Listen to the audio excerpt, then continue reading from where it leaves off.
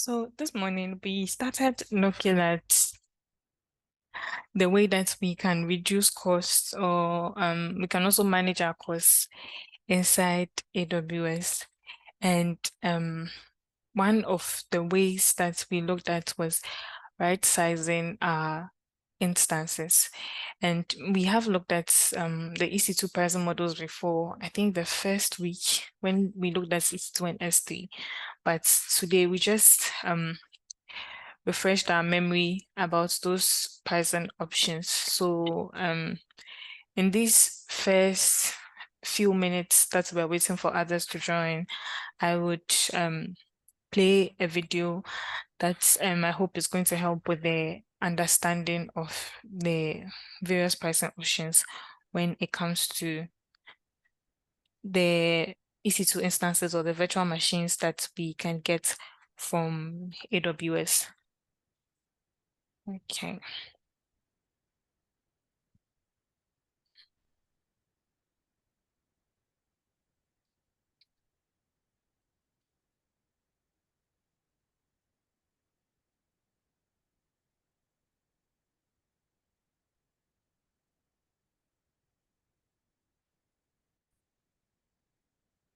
And I think some of us had questions about how the sports instances work. So there's also a video on it, but I'll just refer us to a link instead.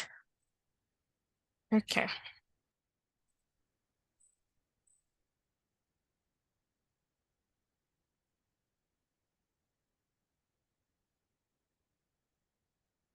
Hi, and welcome to this lecture on EC2 instances purchasing options.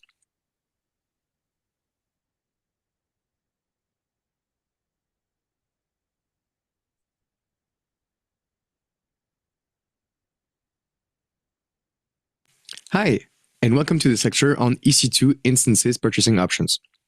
So we've been using so far on-demand EC2 instances. They allow us to run instances on demand. That means they're good for short workloads. We get predictable pricing and we're going to pay by the second.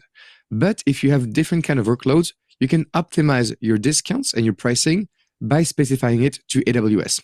For example, you can use reserved instances and you have 1 year or 3 years term, and they're meant for long workloads. So if you know you're going to run a database for a long time, then a reserved instance is great.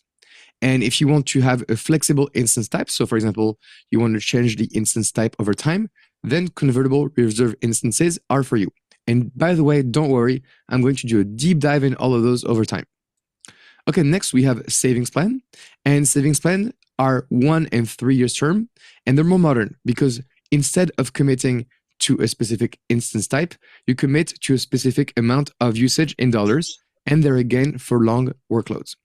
Spot instances instead are meant for very short workloads. They're very, very cheap, but at any time you can lose these instances and that makes them less reliable. Dedicated host allows you to book an entire physical server and control instance placement. And dedicated instances means that no other customers will share your hardware. Finally, capacity reservations allow you to reserve capacity in a specific AZ for any duration. Now let's look at EC2 on demand. So you're going to pay for what you use. So that means that if you're using Linux or Windows, you're going to be getting a billing per second after the first minute, or for all the other operating systems, you're going to get a billing per hour. It has the highest cost, but no upfront payments and no long-term commitments. That means it's definitely recommended for a short-term and uninterrupted workload where you cannot predict how the application will behave. Now for reserved instances, and by the way, the numbers I show you can change over time, so I will not update this video every time, but it gives you an idea of what the numbers can be.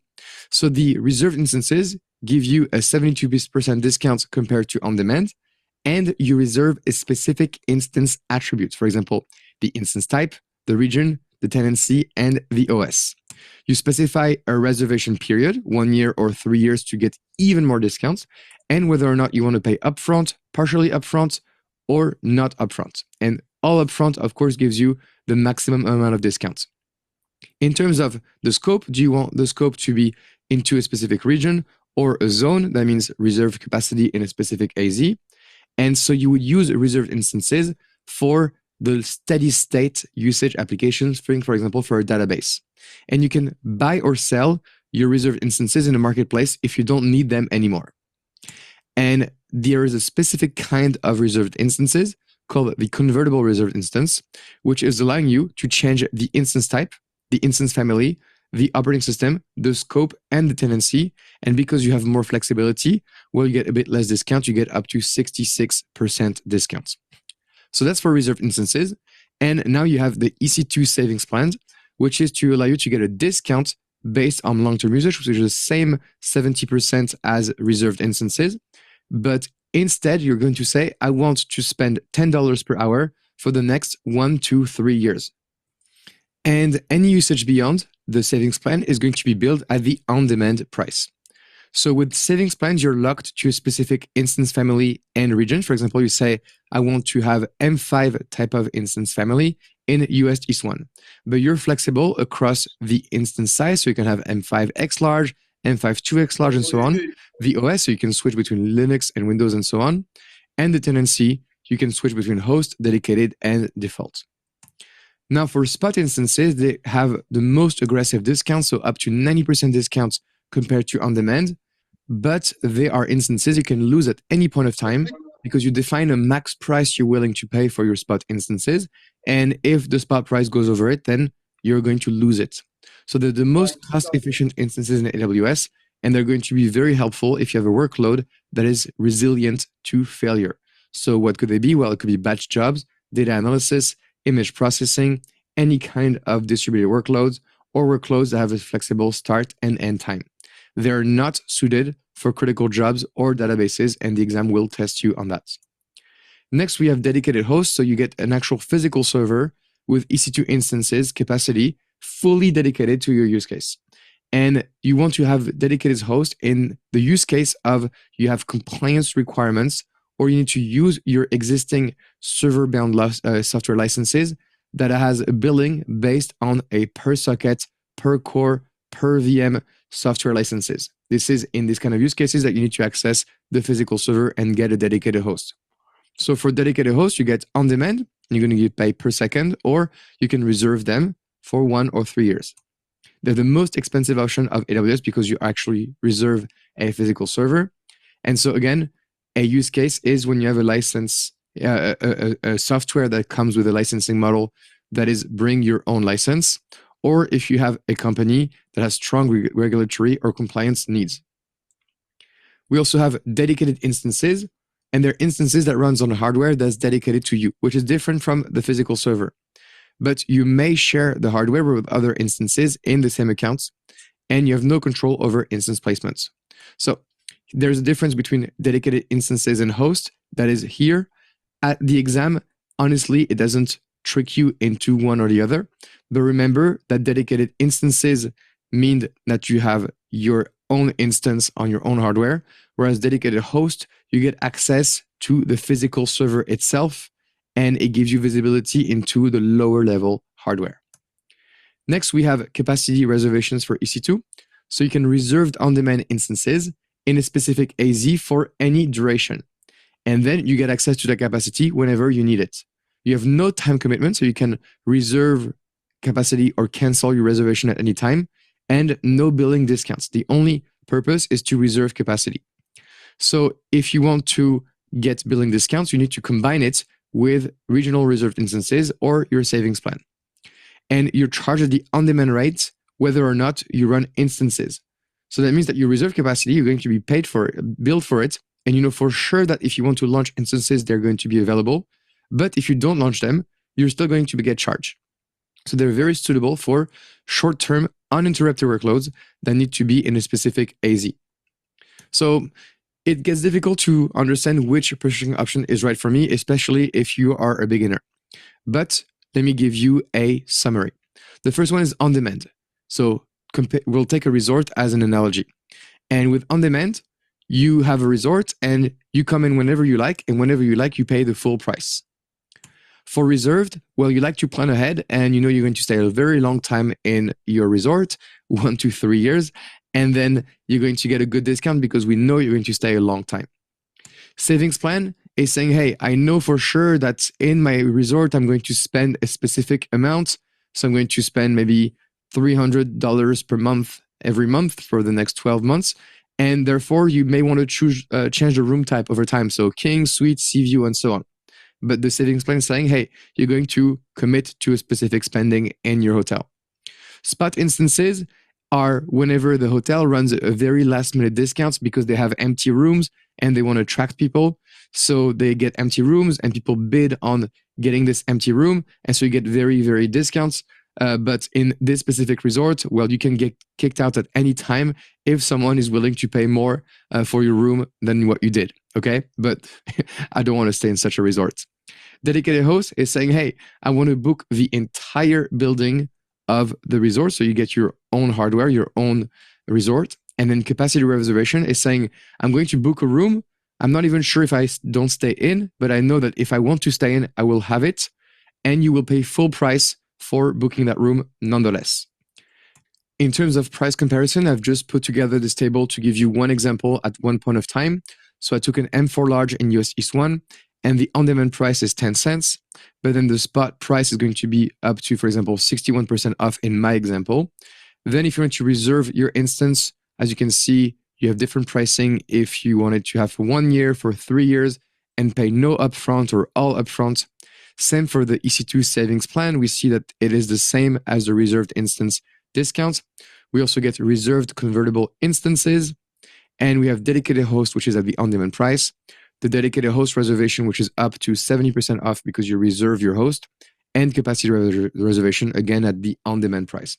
So the exam will ask you to just know which type of instance is the right one based on your workloads. And by now, you should have some good hints. And don't worry, we will practice this over time. All right, that's it for this lecture.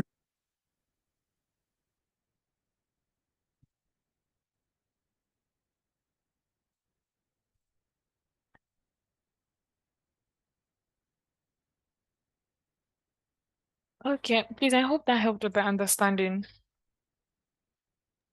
Yeah, but I have a question. Okay. Yeah, okay. So first one was between the dedicated host and reserved instance.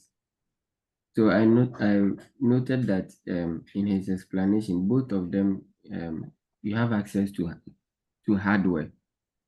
So he said the reserved instance like you have access to the hardware, you reserve a hardware for the instance, but the dedicated host you have the whole server to yourself.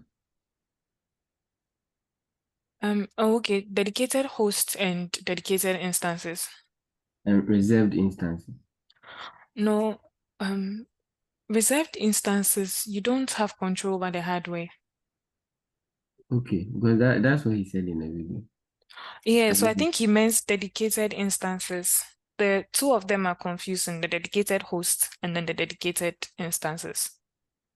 okay, okay.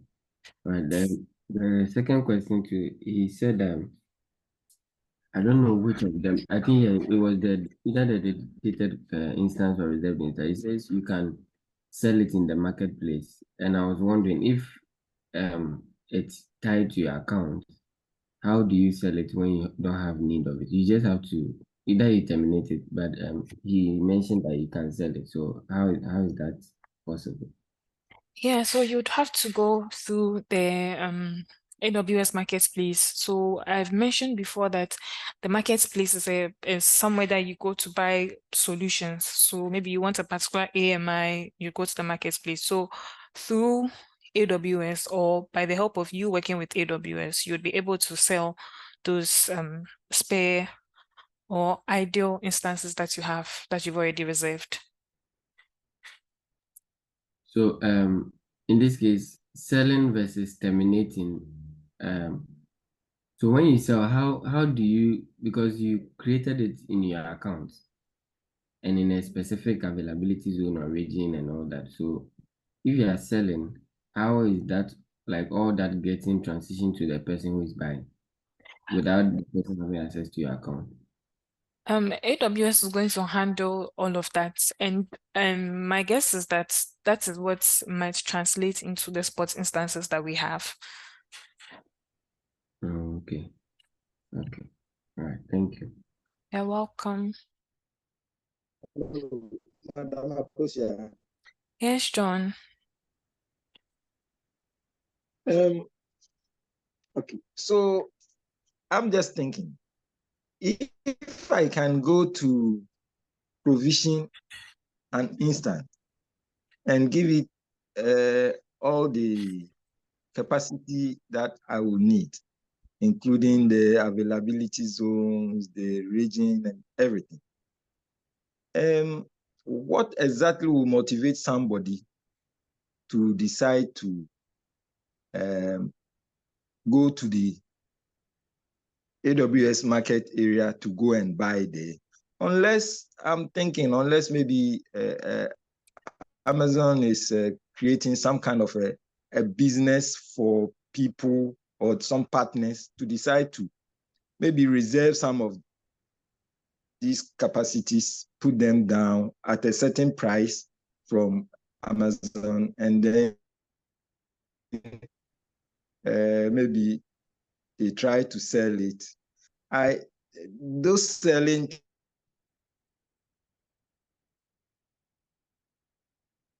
things is what I don't get it. I know that Okay. I can go and then register. Hello, I can go and register a business name and then reserve it.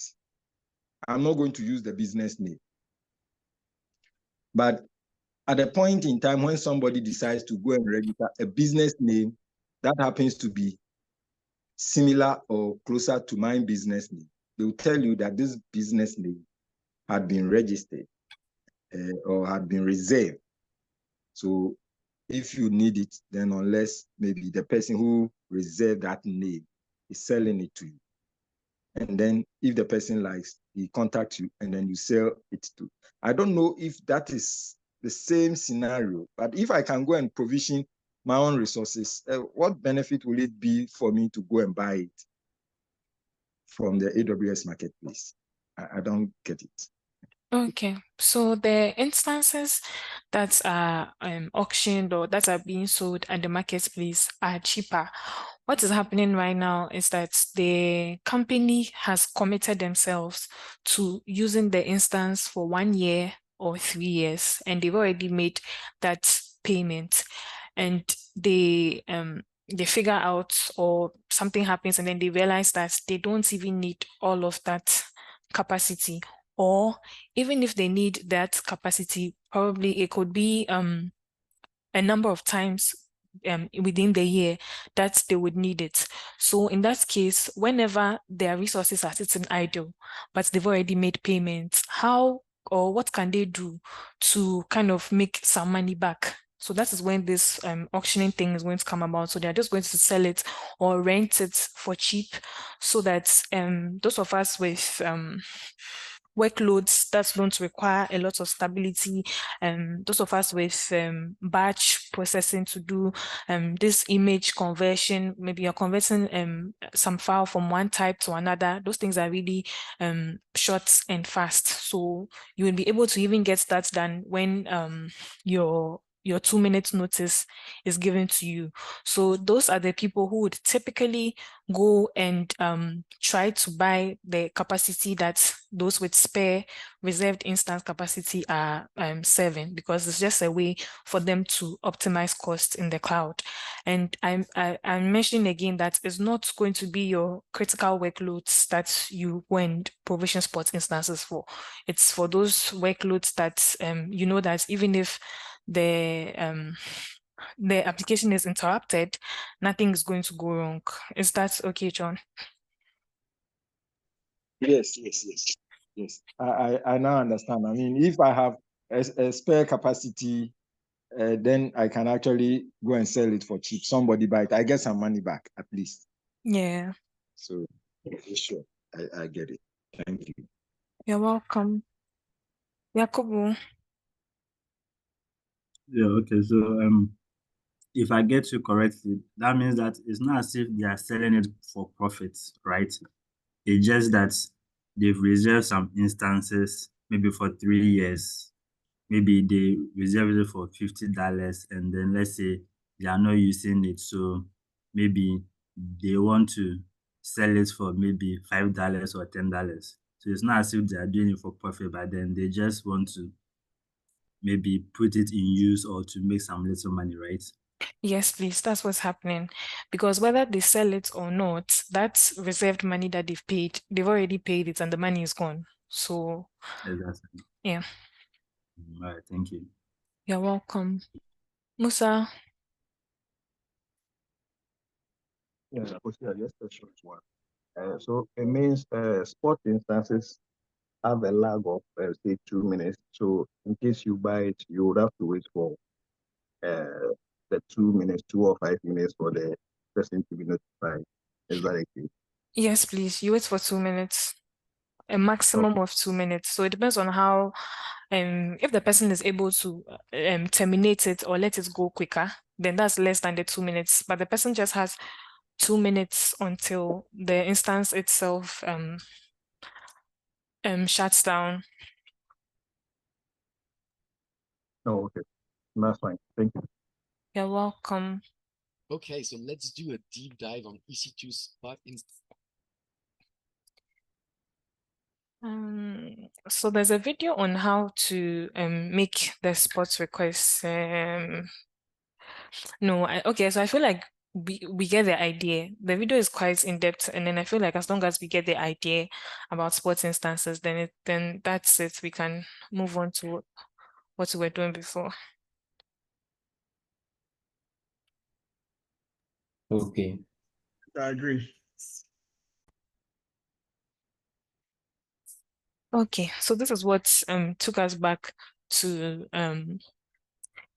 the instance pricing models. So we were mentioning up how it's a good idea for you to right size your instance. So you make use of the various instance purchasing options, and then you also make use of the various instance types that are available.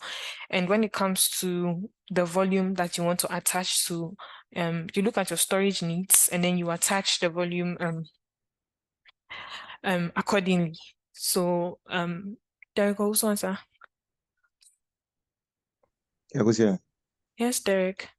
I hope you wouldn't mind if you share the video on Slack for us. At least we can watch it later. Okay. Okay, All I'll right, do that. thank you. You're welcome.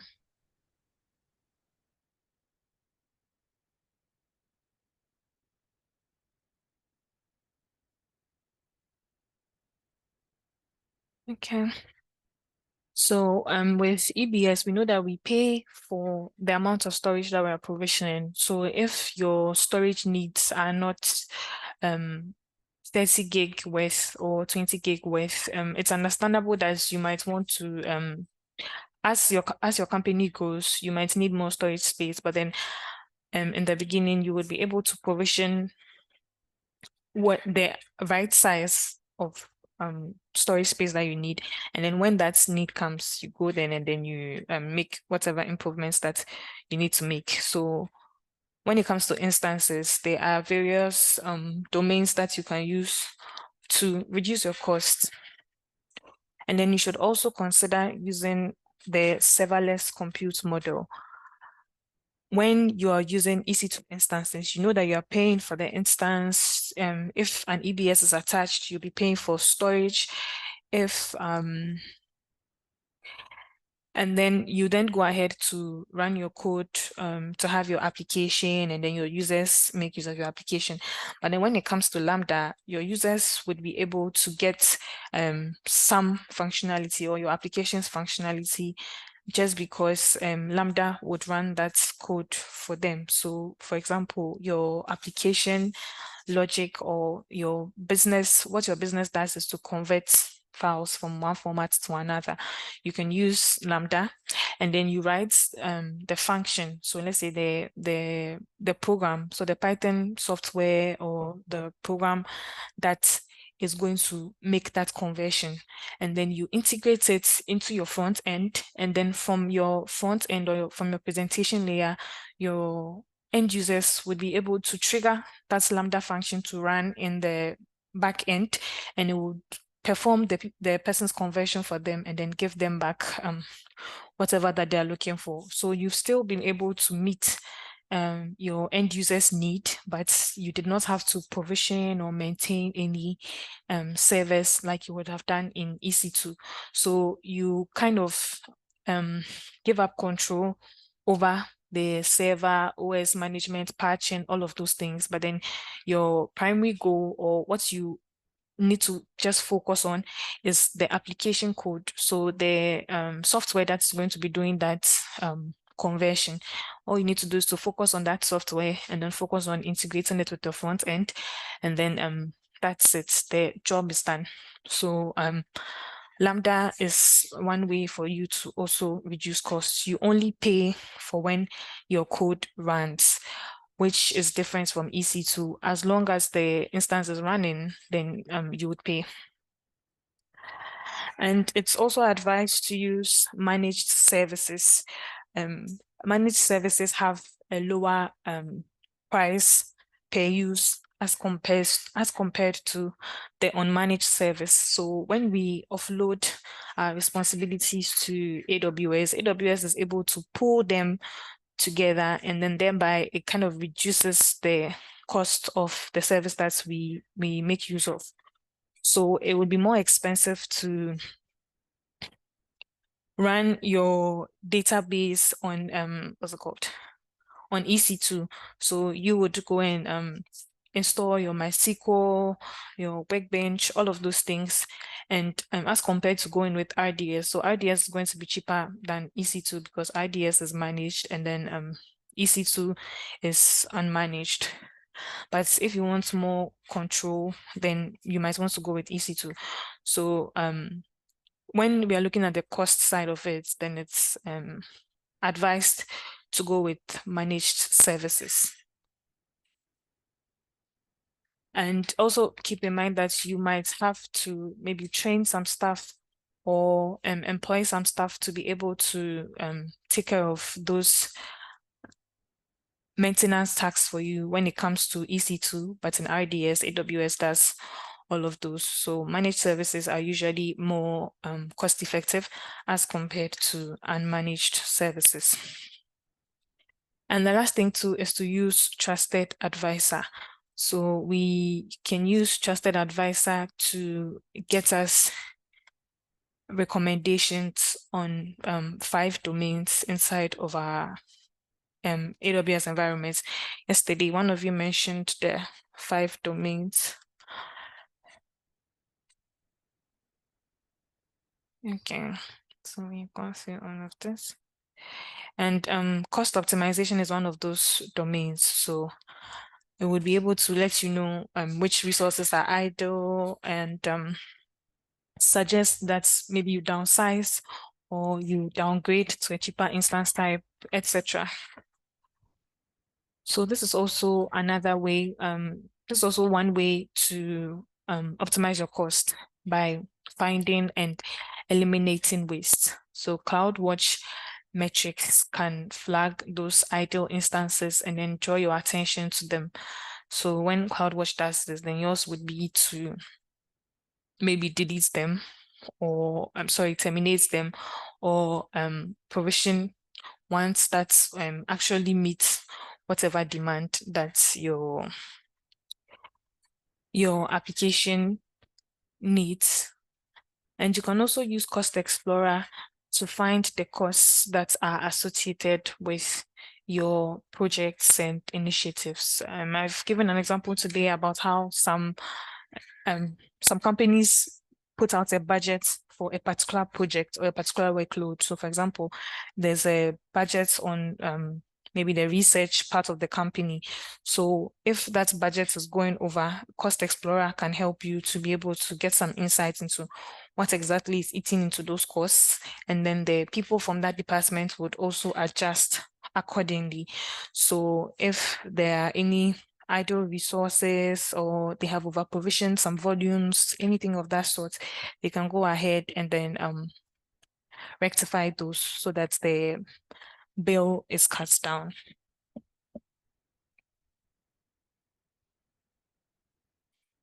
And there's also something called the Stopinator script, and it's used to turn off and turn on selected AWS resources. And it is one of the best practices to implement so you can reduce costs. So if you want to run a Stopinator scripts, how is the script going to know which resources to stop or start and all of those things? How would it be able to identify it? How would you make sure that the script can identify those resources?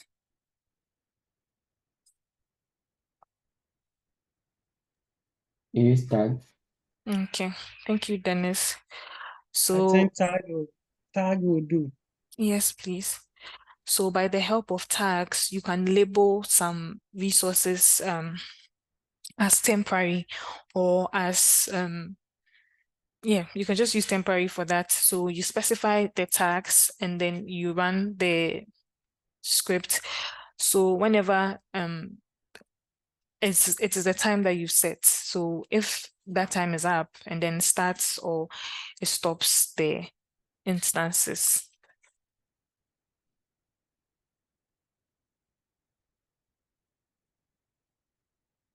So Stopinator script is a way of automating the shutdown of your instances.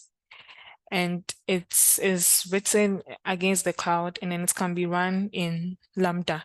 And a typical example use case is when your work begins. So let's say working hours starts at 8 a.m. You'll be able to start them. And then when you close the office at 5 p.m., it would go ahead and then stop those instances because they are no longer in use. So that's where you can make sure that you are always on budget and then you don't go over your budget due to some idle or unneeded resources that we're running. So this is how you make use of the serverless Stopinator. So it's just a code inside of Lambda, and then you would give it the role so that it has that power or that permission to be able to start and stop instances. So whenever it runs, you know this is Lambda, so we're going to be paying for just the time that code is running, and then it would be able to stop or start that instance. And then there are also CloudWatch events, which has been revolutionized into Amazon Event Bridge. So you can use CloudWatch events to define a source, and then you would also define a target. And then the source would be the recurring schedule or the API event. So in this example that I just gave, it's recurring schedule that we are working with every 5 p.m. And then the target would be whatever thing that should happen when that event is met, when that recurring schedule of 5 p.m. is met. So when that happens, then it should run or it should invoke the Lambda function. And what is this Lambda function? It's a Stopinator script that is going to run, and then it's going to stop your instances. Please, do we understand? Yes, please.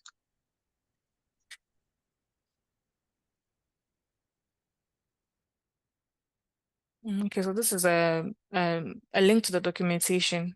When I use these links, they actually never work. So I think we can just Google and then it would take us to the documentation and then we find them.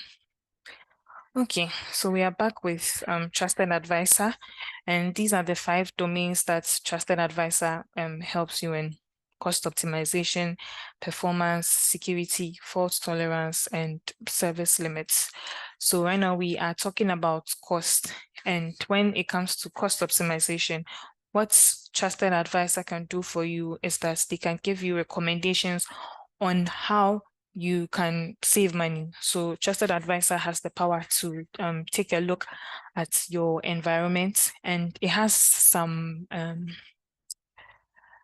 free checks, that is that. So you don't even need to have to enable trusted advisor for those things. It can check if that's concerning security. It can check if your MFA is enabled for the root accounts and all of those things. So when it comes to cost optimization, it would give you recommendations on how you can eliminate idle resources. And it can also give you recommendations about making or reserving some capacity, because we've seen that reserving capacity is also one way to reduce your costs in the cloud. So that's on the money side. And then on the side of performance, it can give you insights into how your resources are going to perform better based on the configurations or the resource types that you go for. So an example here is provisioned throughput. So you kind of had an idea of how much data is going to be processed, or the size of data that's your database is going to be getting writes and reads about, and then you provisioned an amount of throughput. So if that is too much or that is too less, trusted advisor will be able to give you more insights into that, and then you adjust accordingly. And if you have an instance that is usually overwhelmed, trusted advisor can recommend that you get a more performant one, or probably you add a second instance to it since it's being overutilized or it's been overwhelmed. And then with the security side too, it can examine your permissions. So if some permissions that you have attached to some users are too how do you get, so you give them too much privilege, when we know that we should be operating with the least privilege. So trusted advisor on the security side can help that. It can also help with making sure that you have MFA configured on the various users. And with fault tolerance too, it can give you suggestions on suggest to you to deploy multi-AZ to have some backup capability. So even if you don't go with multi-AZ, at least you should be taking snapshots or something of that sort, so that if anything should happen, you still have your data. It also has information about health checks, how if your instances are active and can serve clients or end users. And when it comes to service limits too, that is about how your usage exceeds 80% of the service limit. Yesterday I mentioned that when it comes to organizations, your maximum number of organizations that you can have is 10. So when you get to 8 users, CloudWatch would be able, 8 accounts, CloudWatch would be able to send you a notification that your usage for that service or for that quota is nearing the maximum. And I think some of us too have also received mails like that when it comes to the EBS volume that we're using, how it's the percentage of it that we are using when it comes to the free tier. So these are the 5 domains that trusted advisor works with and can give you recommendations on. So we have the free checks, and then we also have the paid checks, or the checks that come when you are of a certain level of AWS support. So all of us are on the basic level, but then there are 3 other levels. So there's the developer, business, and enterprise. So depending on which level of AWS support that you use, then trusted advisor has some checks for you. But then you who use the basic, it's just about, I think, 7 checks. MFA is one of them. Security groups, group ports that are opened to is one of them. And then I think 5 others.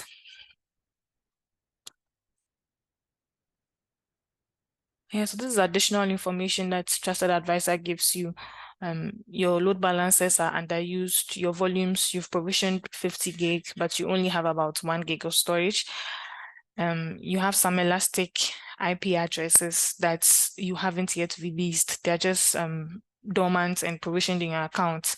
Then Trusted Advisor can point you in that direction so that you get rid of them. So these cost optimization checks can give you a base level of cost savings. And the core checks and recommendations are available to all customers. If you want additional checks and recommendations, then those are available to the users, those who are subscribed to the business support or the enterprise support plan. So this is what the recommendations look like. If it's red, it's something needs to be done about it. And then if it's yellow, it's not yet in breach, but it's just advised or a good idea that you do something about it. And if it's in green, that means it's ideal. So that configuration or that resource is ideal. So the various domains that Trusted Advisor can check, they make comparisons of your environment against years and years of experience gathered from solutions architects in the cloud and also from a machine learning model. So they would be able to, they have their best practices that it goes by. So that's what they compare your environment to. So if your environment isn't adhering or isn't really conforming to those best practices, then that is when they show this red, yellow, or green. And then based on what results you're getting from Trusted Advisor, you would then go ahead and then make any changes that you need to make. Please, is that okay?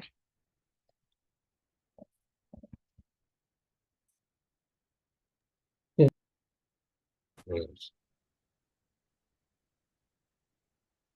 Okay, so that's it for Trusted Advisor. You guys are supposed to watch a video demonstration on it, but this is from 2012.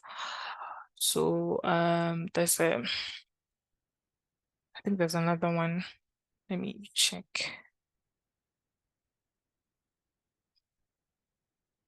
Okay, it's quite short, it's 4 minutes. So I think we can watch this one. Stop share and we share.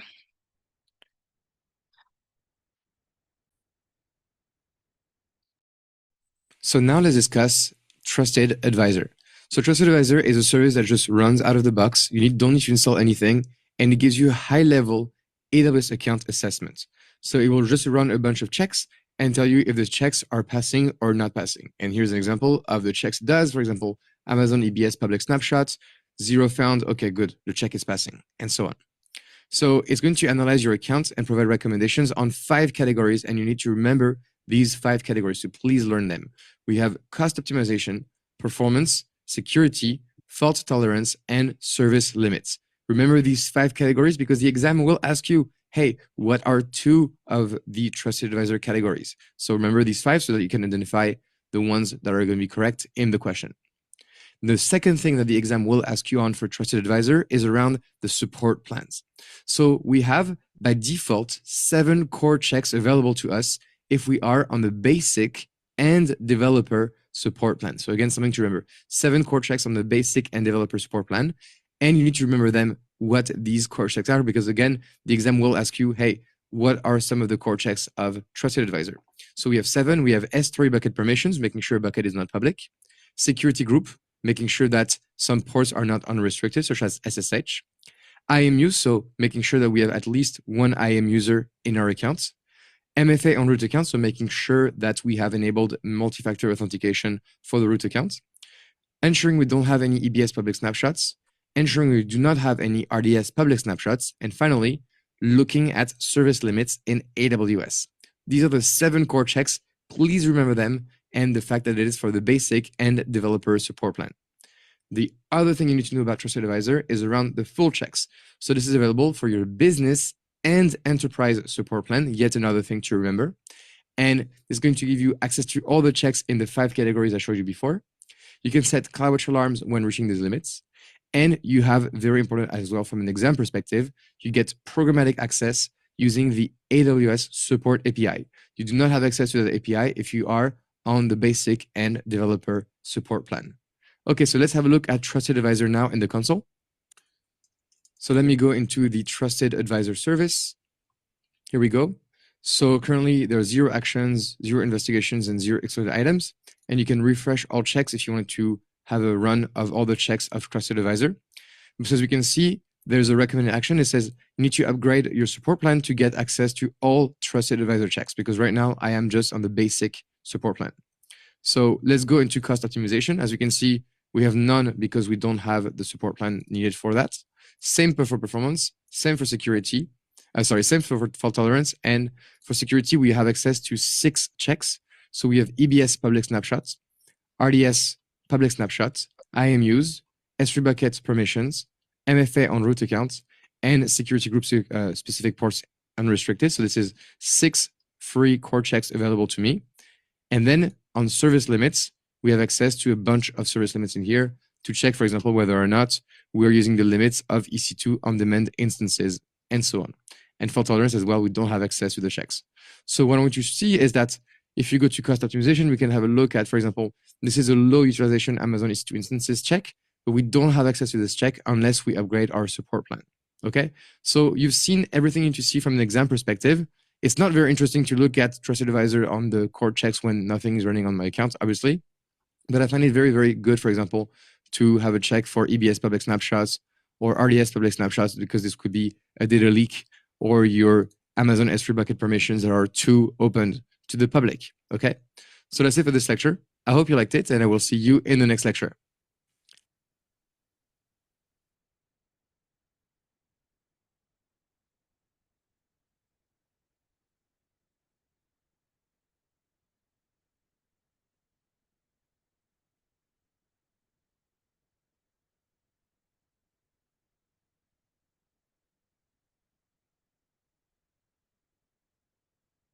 Okay, so please, are we okay for Trusted Advisor?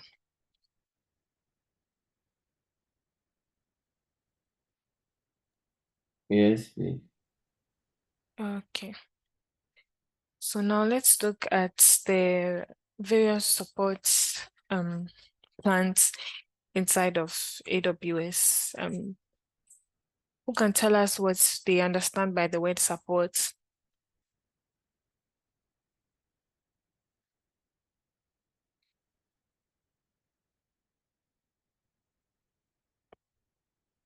Richmond, Amwa.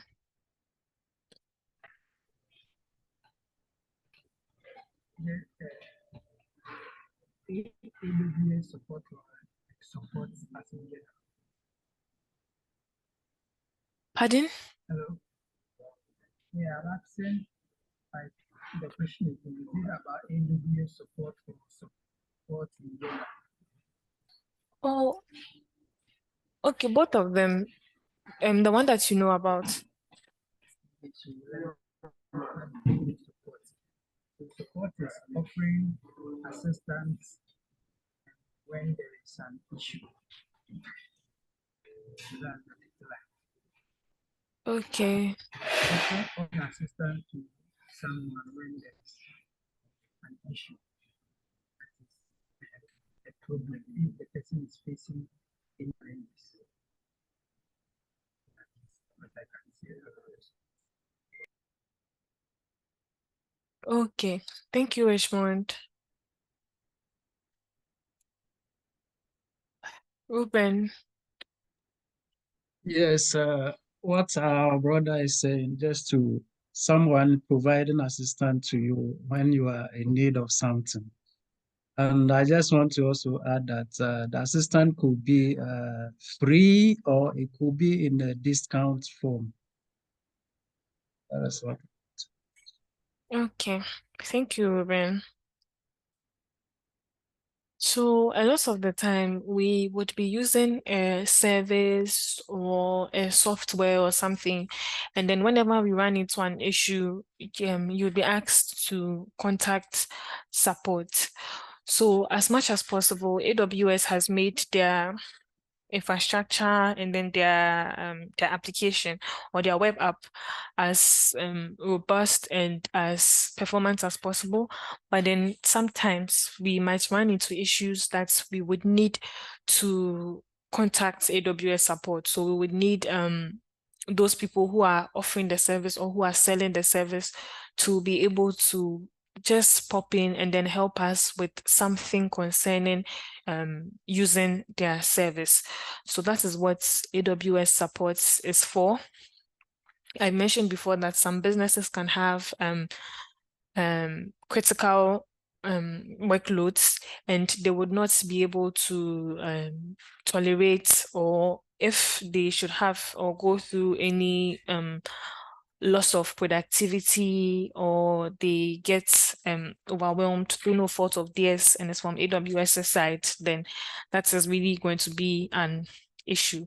So AWS has 4 support plans that we can subscribe to, so that whenever the need be, they can help us. So inside of this module, we are going to be looking at the white papers, technical accounts manager, the 4 support plans. We'll look at the personal health dashboard, and then we would look at trusted advisor again, AWS Health API, infrastructure events management, architectural reviews, the well-architected tool, and then we'd also look at some services that we can use to proactively make sure that we never have to experience a downtime.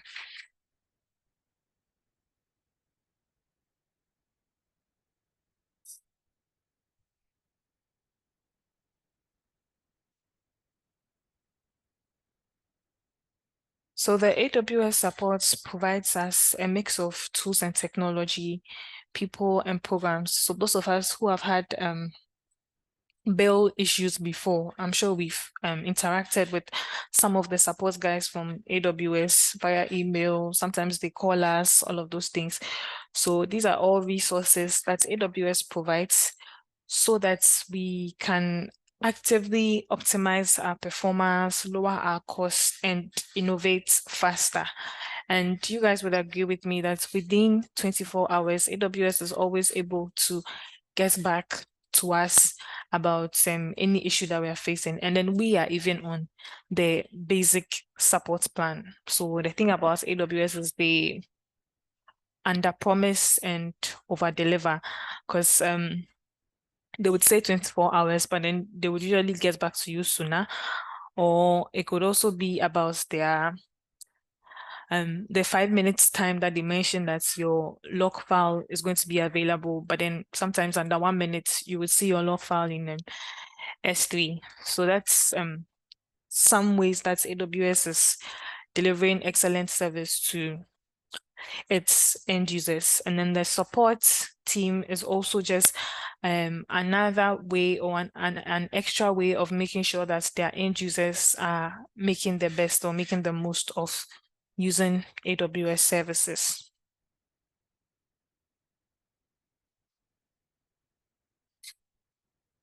So the expertise and support, there's a combination of tools and expertise that AWS has for you. So AWS supports the AWS support plans, and then it's provided for people who are experimenting with AWS, like you and I, newbies.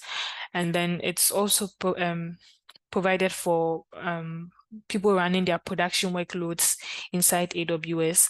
And then the highest or the most expensive supports is given to those with business critical workloads inside AWS.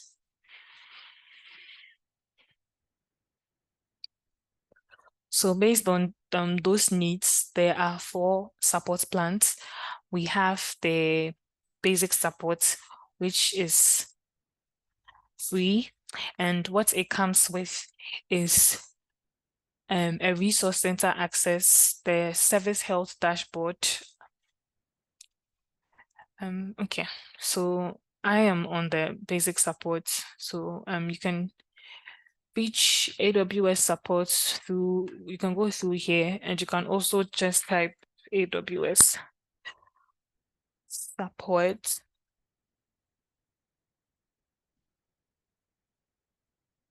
Okay, it's no longer a service on its own. So you could go through here to the support center.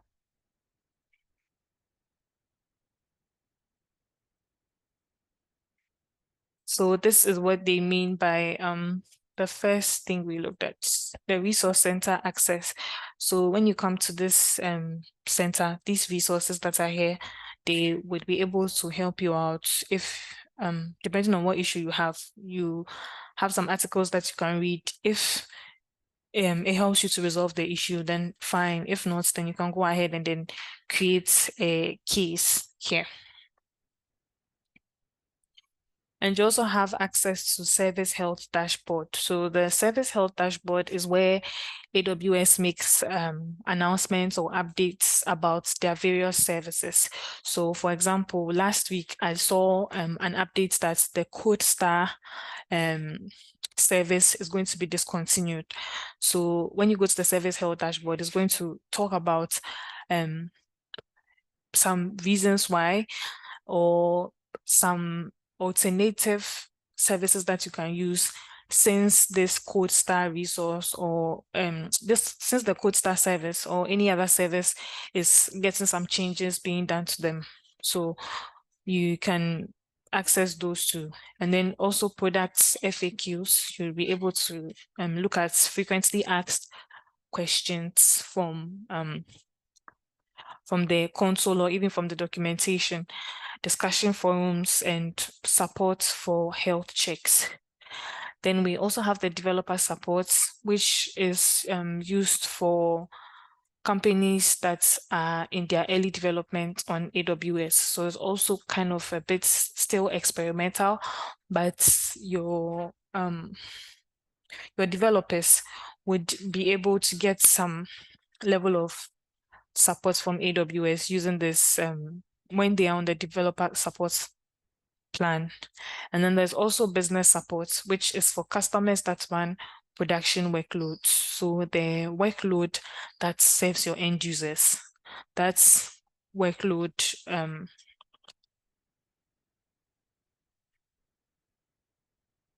so the workload that serves your end users, that workload is what you would that account is the account that is going to be on the business support plan.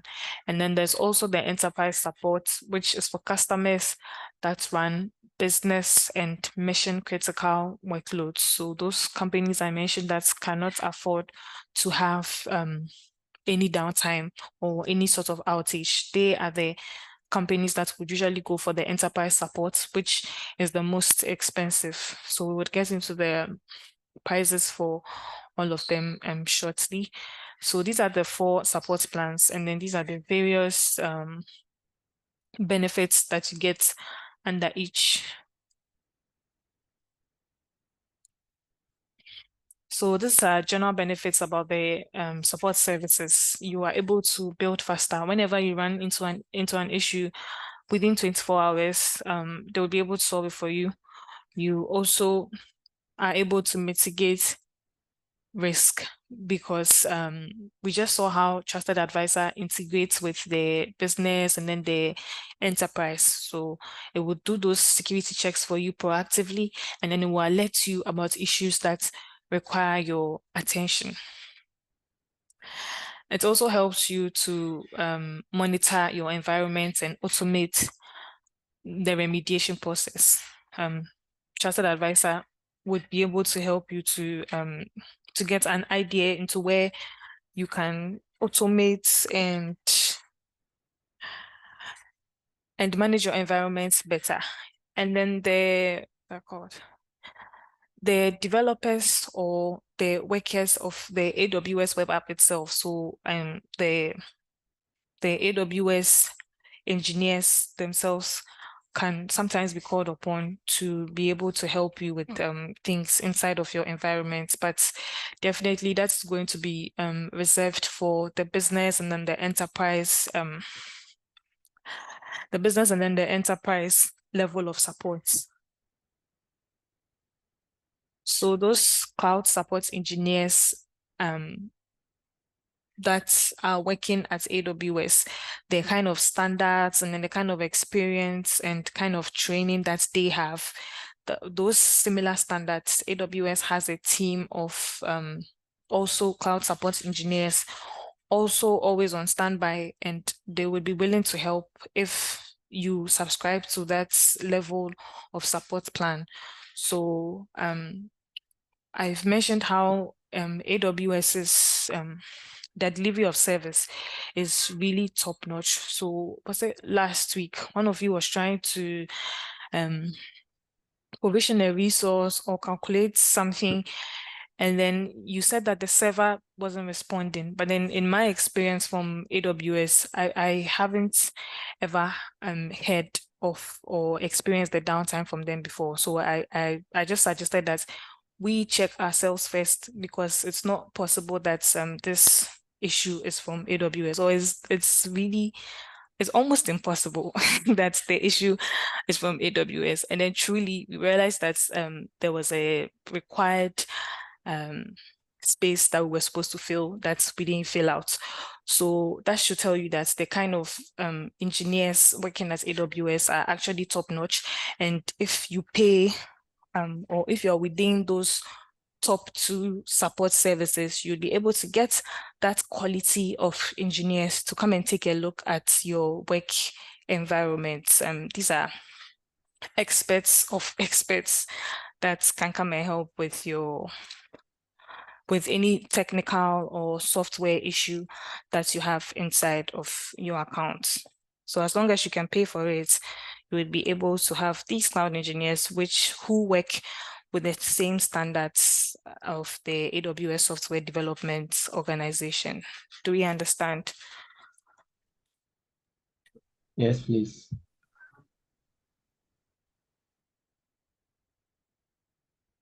So support works by providing you proactive guidance. So if you subscribe to the enterprise support plan, you'll be given a dedicated technical accounts manager.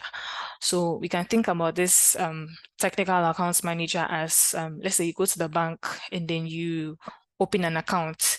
I know this is something that the banks do. If you have a lot of money, or if you have some kind of let's say connections or anything special, they dedicate what do they call them? Is it bank relationship manager or something? So it's like your primary contact person whenever you have any issues at the bank, somebody like that. So we can think of it like that. When you subscribe to enterprise level, AWS gives you one of their they call them technical accounts manager. So one of their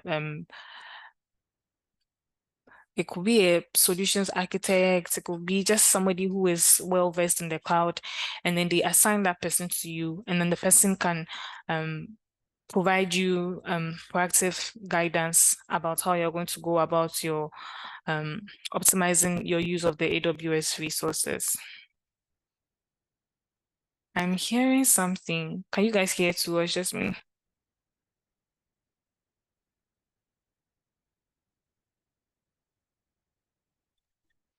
I don't hear any. I can't see anything. Pardon?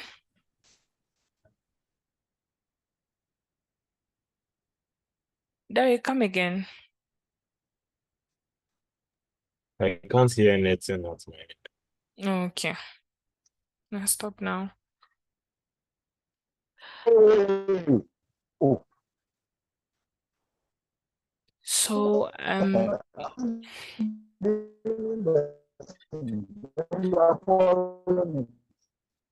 Okay, now we can hear. is someone trying to say something? think Johnny Albert wants to say he's trying to communicate. That's why He's trying to. he's trying to say something, but I think his network is not working out. Oh, okay. Okay, John, if you're saying that you can't hear anything, then okay.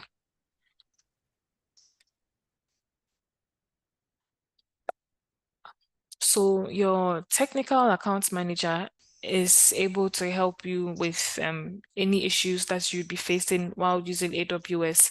So they are like your primary contact person to go to without you having to go through support that's going to take 24 hours and all of those things. So the technical account manager is reserved for users who subscribe to the enterprise plan. And then some of their plans to also integrate with AWS Trusted Advisor. So for basic and developer, we just have those 7 checks. And then for business and then enterprise, you get all of those extra checks that were not unlocked when we watched Stefan Marek's video. And then you'd also be able to get assistance from the AWS support concierge. So it's just someone who is on standby whenever you need help with respect to the AWS resources that you're using.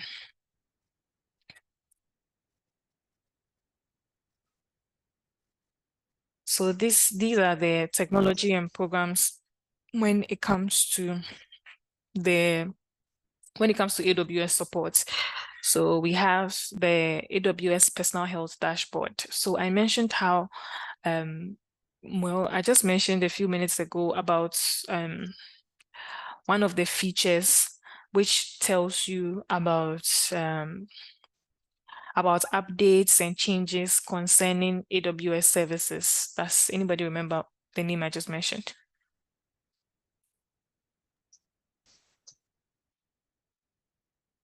AWS concierge. No, before concierge. The term technical account manager. No, I mentioned that the example I gave was about CodeStar. That's through that feature, I was able to see that CodeStar is being discontinued.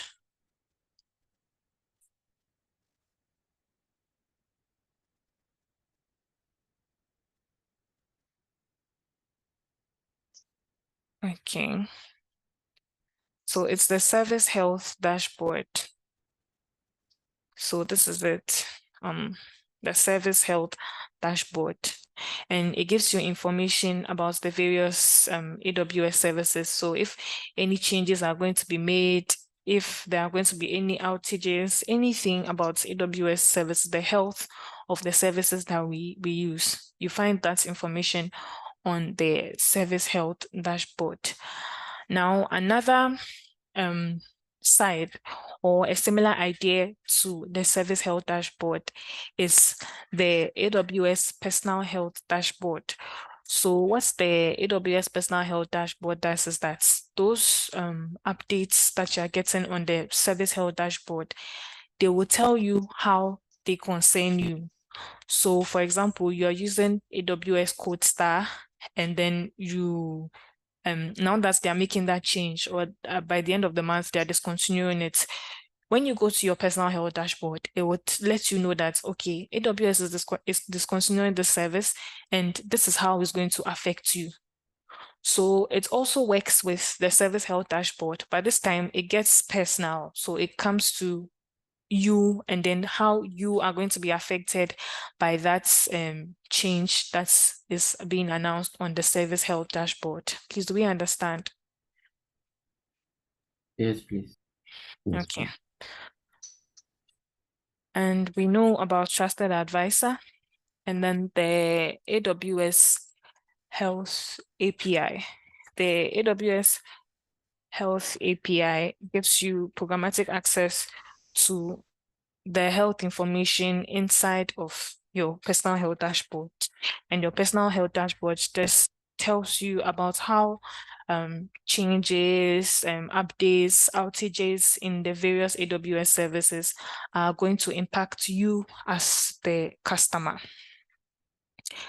And there are also programs such as the infrastructure event management, which provides guidance for your architecture and your scaling. You can also have architectural reviews with AWS Solutions Architects, but that's reserved for those on the enterprise support. So the way I'm mentioning the perks of being on the enterprise support, I think we can just tell that it's going to be quite expensive. So those on the enterprise support plan are who that's this is reserved for. So you'll be able to consult with solutions architects at AWS to help you with your to review your architecture. And we also have the AWS Well Architected, which helps cloud architects to build secure, resilient, and efficient infrastructure for your application workloads. I'm not going to ask about the 6 architected pillars because I know you guys know them. And maybe we forget. Let's remember. well, even if you forget, you won't forget the one that your group did, right? So I know you, Ruben, you mentioned performance efficiency. Oh, you have said it.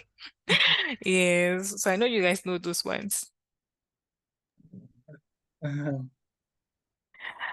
And you are also able to get proactive services that are delivered by the AWS support experts. And those ones are also reserved for enterprise support. So what we mean by proactive services is that you don't now need to create a case for their attention to be drawn that something is wrong inside of your account. They would be able to analyze your accounts and then give suggestions, just like how trusted advisor works. So proactively, it would give you some suggestions on recommendations on how you can architect better, how you can manage your resources better, all of those things.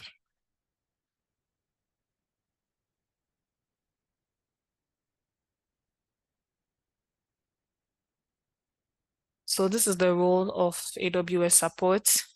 You can find resources on if you have questions about some services and features. So these are just the top articles, but there's also a longer list of any articles that you might need that are available to you by kind courtesy of AWS support.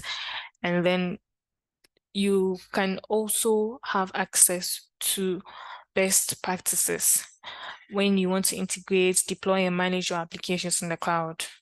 They also provide troubleshooting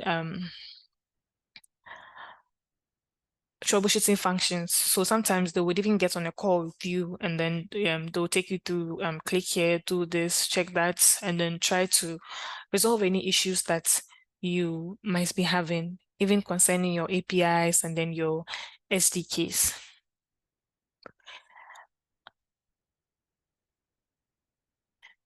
And they're also able to identify issues with the management console or other AWS tools. And whenever problems are detected, they can use health checks to tell that there is a problem with your instance or there's an issue with your server. So health checks, we know, is just sending some ping requests to the server. If it responds back, then we know it's healthy. If it doesn't, then we know something might be wrong somewhere, and that server is not up to serve clients. So this is the cost, or this is how much it costs for the various support plans. We are on the basic plan, so it's free. And then for developer, you pay $29 or 3% of your monthly AWS usage. So you would decide which of them you want to use, which of the two you want to use. And then for business, you pay $100, or if you have a usage between 10,000 and 80,000, you would pay 5% of your monthly usage if it's between 80,000 and 250,000. So any of these support plans that you subscribe to, that is what translates to the money that you have to pay. So if your business is like big enough and then you guys are making enough money, then you can go ahead and then go with the most expensive one, and your business might not even feel it, because this is like a really successful business, let me say. And then when it comes to the technical support, for the basic level, we do not have any technical support, but for developer, during business hours, you would be able to access the experts during business hours through email. And then when it comes to business, you have 24/7 access through email, chat, and phone. And then when it's the enterprise, also 24/7 access through email, chat, and phone. And the technical accounts manager is available only to the enterprise support plan. And then the number of people who can, or the number of open cases you can have for basic, says not available, but for developer, one person can open an unlimited number of cases. For business, unlimited users and unlimited cases. And then for enterprise, unlimited contacts and also unlimited cases. Please, do we get the picture?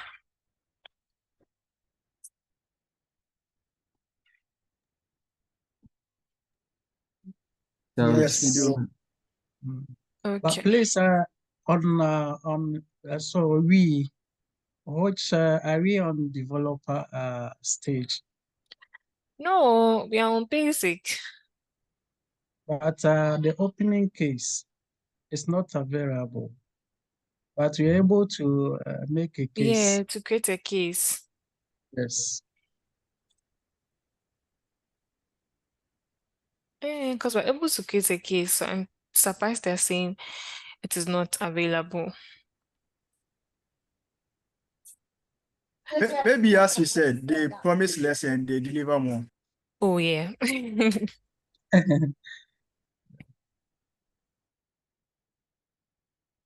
Thank you, Ima. You're welcome. Okay, so this is also another factor when it comes to how quick AWS support is going to respond to any issue that you have. So they have categorized your kind of problem. So the problem that you have, they've categorized them into 5 stages. We have the critical, which is if something is more than urgent, then that should tell you how really a serious issue it is. So critical, there's urgent, and is it like a high level problem? Is it normal or is it low? So when we talk about a critical issue, for instance, let's say you are running an e-commerce company, and then you have your whole system is down. Okay, you're experiencing a complete outage during let's say Black Friday sales. That is a very critical situation, because according to the records, the per second amount that you make during Black Friday sales is like really huge. So that can count as a really critical issue. Now, if you're on the basic developer or business plan, you would not be able to open a case that is critical. So whenever you are creating a case, they ask you about the severity level. Okay, let's say technical. EC2. I have seen the severity level somewhere before. So you are the one that's going to specify the severity level that you're going through. But when you're on the basic plan, this is not available to you. So you won't be able to select that. It's when you're on the enterprise plan, then within 15 minutes, they would reach out to you and then they would start solving your problem for you. And then the next one is the urgent scenario. So, for example, your login page on, let's say, Facebook or on a bank. Yeah, a bank would be more serious. So your clients are not able to log in for your customers to access their bank app. So that would be kind of an urgent situation. So basic and developer, there's nothing for us. But when it comes to business and enterprise, within an hour, they would be able to reach out, the AWS support will be able to reach out to you, and then you get that sorted out. And we also have the high level, and that would comprise probably you're experiencing some slow performance or some delay with respect to your application, and you've confirmed that it's not really from your application side. So you might want to reach out to AWS to help you through it. So within 4 hours, AWS would be able to send somebody, or you'll be able to get in touch with a support person, and then you also take a look at that issue. And then we also have the normal level of a problem. So the normal level would be probably just a single feature that is not working. So it's not really a critical feature where people are going to lose money or anything like that, but it could be probably when people log into their Facebook, they don't see their profile picture, something like that. So something that is not really that's critical. It is an issue, but I mean, you solve it when you solve it, that kind of thing. And then we also have the low level, which can represent general inquiries. So maybe you want to know something about a service, or you wrote an API that has run into an error, but it's still in your testing stage, and then you know that the error is not from you. So you want AWS to come in and then help you go through it. It's not an emergency. It's something that you're testing out, and then you kind of have the time. So that's where a low level would come in.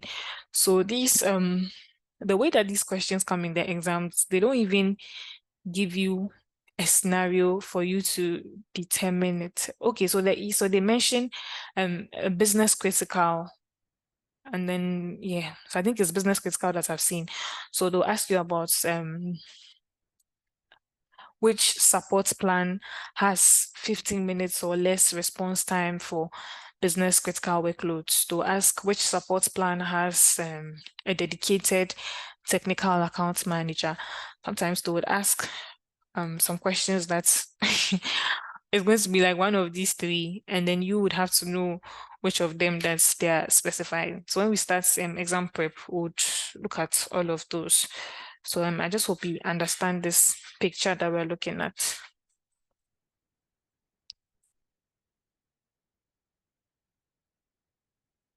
Please, do we understand? Yes, please. Yes, Okay. please.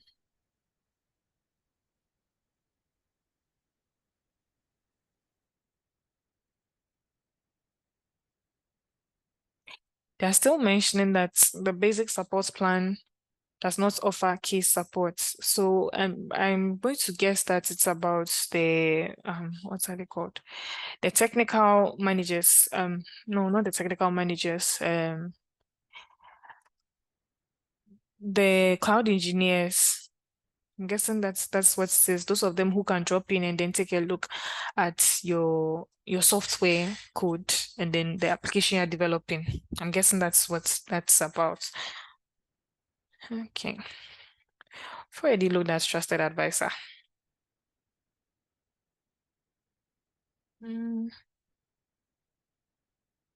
Okay, so the white papers and the documentation. So this is supposed to be the link that takes you to the AWS white papers and guides. So various solutions architects have put together or they've penned down architecture best practices, security best practices, how to reduce costs when it comes to AWS, articles about serverless architecture. So when you even do a Google search, sometimes it doesn't even take you, well, the white paper is like a documentation.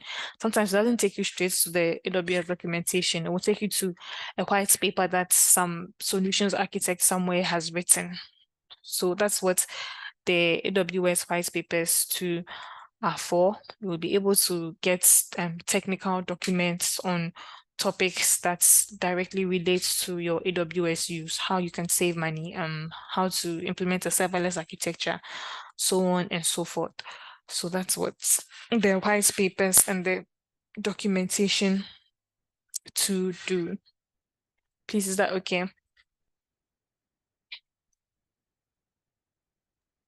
Yes. Yes, ma'am. Okay.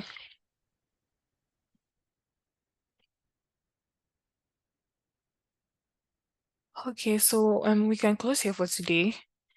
And when we get back tomorrow, okay, this is still about cost. Okay, automated and repeated deployments. Dennis. Are we treating something next or we are done? I wanted to ask like this is like an end of class question. Yeah, we're done. Okay. So it's a suggestion concerning the exam prep. Is it possible to maybe categorize the questions would like be answering based on the services? Because right now the things have become plenty in my head. Like I feel like now my brain is like S3 glacier. It takes time to remember to recall. Dennis, we beg you. So I don't know if maybe we can group the questions based. What will you do? So maybe if we take trusted advisor, we look at questions on trusted advisor. A different, I don't know if something like that could be done, or it will still be the generalized answering from beginning to end kind of thing. Yeah, so for exams prep, the what's it called? The code signal is going to come from Francis. So he's going to mix everything up for you guys. What I can do is to go through the bank and then use some keywords to sort them out. But then that is a lot of work. Okay. I mean, Yeah. make do. We can make do. So it's fine if that will be because we don't have time in the first place. So Yeah. we can just move on and see. Yeah, so it was when you guys were Dennis, having presentations that I had the time. So like as you're speaking, if I hear a keyword and then I go to the bank and then I search and then I put the question. So that's why during presentations and then these past few tests, we've had like tailored questions. But then the whole thing like that's there, no. All right, that's fine. Yeah. I think we can go through them like that, and then the ones we are not able to answer correctly, we know them down, and we can pay more attention to those areas. Yeah, that's true. So I'm just hoping that Francis would make available the how's it called? Like the results. So it's not just going to be the score, but then it's the ones that people got wrong and all of those things. So Francis code signal is going to come 3 times in a week. So even if that doesn't make provision for that, I have some we call them internal IPs. So Amalitech's from Amalitech's bank, and then we can solve those questions. And they are on Google Forms. So just like how we've been doing this recent tests, I will be able to tell which answers that anybody picked. We can see the correct answers. It will give you feedback, and then we will discuss them as we go along. So I think that's approach to would help. Well, that is ideal for now. All right, that'll help. Great. Okay. Please, are there any further questions before we close? So today, some people were not on my feedback list, but then they snuck into the session and then they had their session. So I want all of us to please go back to the groupings document and then look at our day for feedback session, and then we come on that day. Please, is that okay? That is fine. Yes, ma'am. And please, the Canvas names too. You need to change your names, your identity in Canvas from email to your name. So please let's do that too. Okay, if there are not any more questions, we can end the class here. Enjoy the rest of your day, and I'll see you in the morning. You as well. Thank you. Thank you very much. Bye. Thank you.